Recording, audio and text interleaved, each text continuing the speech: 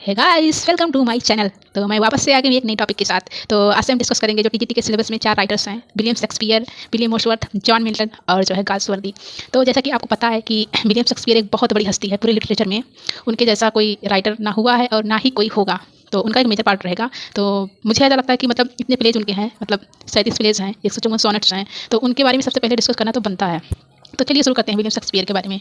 तो उनका जन्म हुआ था 23 अप्रैल 1564 में, मतलब 23 अप्रैल 1564 को स्टेट फोर्ट अपॉन अवन में हुआ था, जो अवन एक नदी का नाम है। और उनको 26 अप्रैल मतलब 26 अप्रैल को बैप्टाइज किया गया था। जैसा कि आप लोग जानते हो कि सभी धर्मों में एक अपना अपना होता है, जैसे कि हमारे संस्कार में मुंडन वगैरह जो भी चीज़ें होती हैं, उसी तरह से क्रिश्चियन में बैप्टाइजेशन होता है। कुछ एक पवित्र जल होता है, उनका छिड़का जाता है, तो वो क्रिश्चियन में ले लिया जाता है। तो इसी तरह से हुआ था। और इनके जो माता पिता थे, जो इनके पिता का नाम था जॉन शेक्सपियर। और टीजीटी के सिलेबस में चारों राइटर में बहुत ही अच्छी बात है कि चारों राइटर के पिताजी का नाम जॉन से ही शुरू होता है, जॉन ही है, तो याद करने की तो ज़रूरत ही नहीं है। तो इनकी माता का नाम था मेरी आर्डन और इनके पिता का काम था जो ग्लोबर थे, मतलब एक दस्ताने वगैरह बनाने का काम करते थे। तो इससे यही पता चलता है कि वो मतलब कोई हाई क्लास फैमिली से नहीं थे। और उनका एजुकेशन भी कुछ ज़्यादा नहीं होता, मतलब एक पढ़े जितने में हम लोग साक्षर माना जाता है, तो वही ग्रामर स्कूल में उनकी पढ़ाई लिखाई हुई थी। तो इसीलिए तो उनको ऐसा नहीं माना जाता कि मतलब जितने भी प्लेज उन्होंने लिखी हैं, सोनेट लिखी हैं, उसके आधार पर उनको ऐसा नहीं कंसीडर किया जाता कि इन्होंने खुद ने किया है। उनको जो है रॉबर्ट ग्रीन ने प्लेगरिस्ट भी कहा है कि मतलब उन्होंने कहीं और से साहित्य को चोरी करके अपना नेम और फेम बना लिया है। खैर गाइस, हमको इनसे क्या मतलब है, पर जो चीज़ें हमारे सामने जिसकी एविडेंस है वही मानेंगे।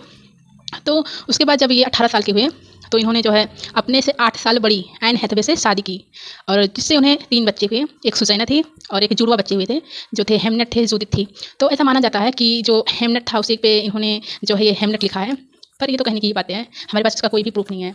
तो गाइस जो है, जो उन्होंने जो शादी की थी अपने से बड़ी उम्र की मतलब लेडीज़ के साथ, तो उनका जो एक्सपीरियंस रहा है, पता नहीं कैसा एक्सपीरियंस रहा है।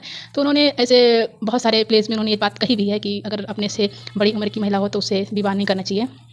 तो खैर ये सब कहने की बातें हैं और आगे हम डिस्कस करते हैं। तो उनकी जो 4 महान ट्रेजेडी हैं, जैसे हेमलेट हो गया, ओथेलो हो गया, किंग लियर हो गया और मैकबेथ हो गया। तो ये महान ट्रेजेडी हैं जिन्होंने इनको बहुत सारा नेम एंड फेम दिया। और सिर्फ ट्रेजेडी ही नहीं, कॉमेडी के लिए ही बहुत मशहूर थे। और उनकी तो जो सोने थी माशाल्लाह लाजवाब थी, उनका तो कोई मतलब कंपैरिजन ही नहीं किया जा सकता किसी से। तो इसी तरह से जो है उनकी मृत्यु हुई 23 अप्रैल को ही 1616 में। तो उन्होंने पूरे अपने राइटिंग करियर में उन्होंने 2 शासनकाल को देखा, मतलब एक एलिजाबेथन थी एस और दूसरा जो है एक जेम्स फर्स्ट थे। तो 2 शासनकाल को उन्होंने देखा। और जो उन्होंने जब आए थे लंदन में वो, तो सबसे पहले उन्होंने जो है ये चैम्बरलेन को जो है थिएटर उन्होंने ज्वाइन किया, जिसका नाम बाद में किंग्समैन पड़ गया। तो उन्होंने अपनी लाइफ में ऐसा कहा जाता है कि सिर्फ उन्होंने पैसे कमाने के लिए प्लेज लिखे हैं। और कहीं हद तक ये बात सही है, क्योंकि उन्होंने जिस तरह से प्रॉपर्टीज वगैरह बनाई थी उस हिसाब से तो यही लगता है। तो खैर जो भी है, तो इनको बहुत क्रिटिसाइज भी किया गया था। जैसे बेन जॉनसन ने कह दिया स्मॉल लैटिन लेस ग्रीक, पर तारीफ़ें भी उसी तरह से उनको बहुत सारी मिली हैं। जैसे उन्होंने कहा जो है कॉलरेज ने उनकी तारीफ़ की, मैथ्यू ऑलनान ने की थी, बहुत सारे ऐसे राइटर्स ने उनकी तारीफ़ भी की। तो गाइज आज हम यहीं तक रखते हैं। तो बाकी हम उनके जितने भी मतलब रिटन वर्क्स हैं और चीज़ों के बारे में हम कल डिस्कस करेंगे। तो thanks for watching, please subscribe to my channel, ताकि नेक्स्ट वीडियो का जो है नोटिफिकेशन आप तक पहुंचे। Thank you.